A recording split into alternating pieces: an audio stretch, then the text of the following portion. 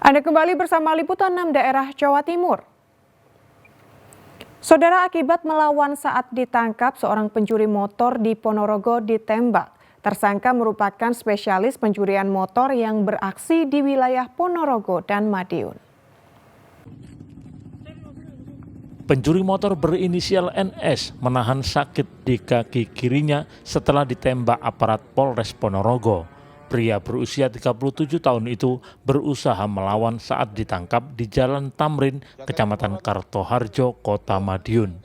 Akibat lukanya, warga Jalan Pramuka, Kelurahan Rono Sentanan, Kecamatan Siman, Ponorogo itu langsung dibawa ke instalasi gawat darurat Rumah Sakit Umum Aisyah Ponorogo untuk mendapatkan perawatan. Usai diobati dan dirawat, pelaku diseret ke Mapolres Ponorogo.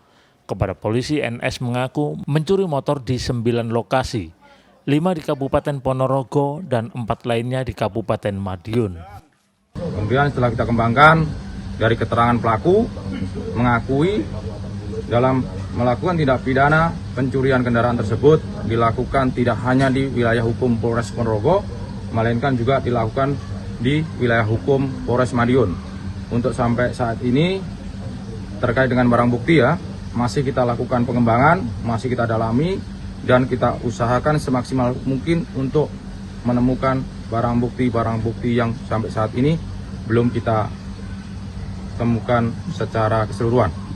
Selain meringkus pelaku, polisi menyita sejumlah barang bukti, di antaranya kunci T dan motor yang terakhir dicuri pelaku di Jalan Pramuka, Kelurahan Kertosari, Kecamatan Babatan, Ponorogo. Saat ini polisi masih melakukan pengembangan penyelidikan untuk menemukan motor curian lainnya, termasuk mencari penadahnya. Dirgos Yono melaporkan dari Ponorogo. Saudara, ratusan gram sabu-sabu disita dari belasan pengedar narkoba yang diringkus Satreskoba Polres Jombang. Para tersangka ini biasa mengedarkan narkoba ke kalangan pelajar. Sebanyak 13 pengedar sekaligus pemakai narkoba di wilayah Jombang diringkus Satuan Reserse Narkoba Polres Jombang sejak 2 pekan terakhir. Mereka berasal dari berbagai kecamatan di wilayah Jombang.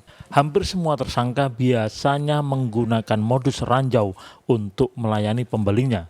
Namun ada seorang tersangka yang melayani pembeli narkoba di rumahnya karena usianya sudah uzur. Dari penangkapan belasan tersangka, polisi menyita 131 gram sabu-sabu siap edar. Semuanya pengedar, semuanya mengedarkan narkotika jenis sabu, dan ada satu kasus yang mengedarkan okerbaya jenis pil double L. Jadi total semua barang bukti yang kita kumpulkan, yang bisa kita sita dari 12 kasus itu, kita mengamankan barang bukti sabu sebesar 131,58 gram. Modus mereka ada yang jualan di rumah, ada yang diranjau di jalan. Polisi masih mengembangkan penyelidikan untuk menemukan tersangka lain sekaligus pemasok barang haram itu. Para tersangka dijerat pasal 114 ayat 2, junto pasal 112 ayat 2 dengan ancaman hukuman minimal 10 tahun penjara. Dwi Mujiarso melaporkan dari Jombang. Saudara, gelombang penolakan rancangan undang-undang penyiaran terus berlanjut. Rabu siang, Ikatan Jurnalis Televisi Indonesia (IJTI) Korda Surabaya menggelar aksi dengan jalan mundur sebagai simbol kemunduran bagi kemerdekaan pers dan aksi teatrikal menggambarkan pembungkaman insan pers. Ikatan Jurnalis Televisi Indonesia (IJTI) Koordinator Daerah Korda Surabaya menggelar aksi damai di Taman Apsari atau depan Gedung Negara Geraha di Surabaya Rabu siang. Dalam aksinya mereka menolak sejumlah pasal kontroversi dalam revisi Undang-Undang Penyiaran yang dinilai mengancam kemerdekaan pers. Puluhan wartawan televisi mengawali aksi dengan berjalan mundur, menggambarkan sejumlah pasal dalam RUU Penyiaran yang dinilai sebagai kemunduran bagi kemerdekaan pers di Indonesia. Kami akan melawan. Jangan kau bungkam kami. Jangan kau bungkam kami. berlanjut dengan menggelar aksi teatrikal yang menggambarkan seorang jurnalis dengan kedua tangan dan kakinya dirantai, kemudian diseret paksa dengan mulut dilakban, sebagai simbol upaya pembungkaman terhadap pers. IJTI Korda Surabaya dan IJTI Pemda Jawa Timur melakukan aksi turun ke jalan menyikapi rancangan undang-undang penyiaran. Di sini kita menolak rancangan undang-undang penyiaran yang di dalamnya itu banyak pasal-pasal yang bermasalah, yang mengancam kemerdekaan pers. Ada dua yang kita kritisi. Yang pertama adalah proses penyusunan dari RUU penyiaran ini. Yang kedua adalah terkait dengan substansinya.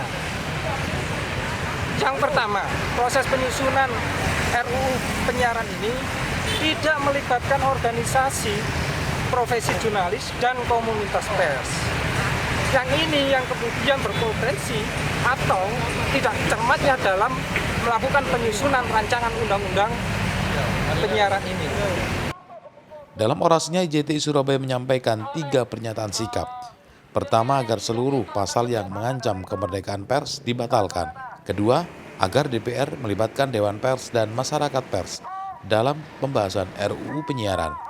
Dan ketiga, mendesak pemerintah mengembalikan fungsi pers sebagai pilar keempat demokrasi.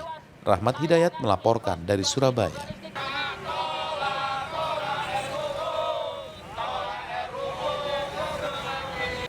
Pedagang di Surabaya memanfaatkan media sosial untuk menjual hewan kurban. Informasi selengkapnya sesaat lagi.